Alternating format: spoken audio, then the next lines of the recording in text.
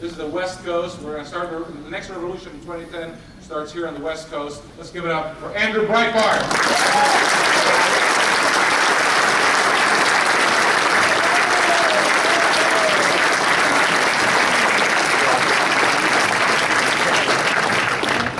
I'm not a huge podium guy. I'm kind of like a jeans-wearing West LA goofball who inadvertently became a right-winger under the most strange of circumstances. I have family in San Diego. Bob Breitbart, I don't know if you know the Hall of Champions. He's my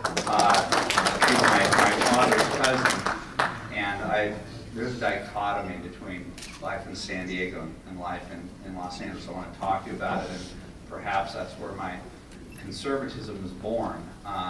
Having grown up in Los Angeles, Bob Breitbart would invite my family down to the Holiday Bowl. I just remember Jim McMahon play, and I think around 1980, 1981. 2 years before, I went to the All-Star game as his guest, saw Randy Jones had tight curly hair, I remember, and he was a Cy Young Award winner, wasn't he? He was a great pitcher.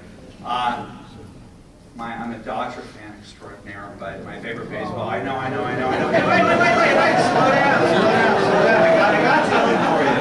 I came to deliver the goods. I did. I know my audience. I played the audience. My favorite baseball player of all time was Tony Gwynn. I couldn't help.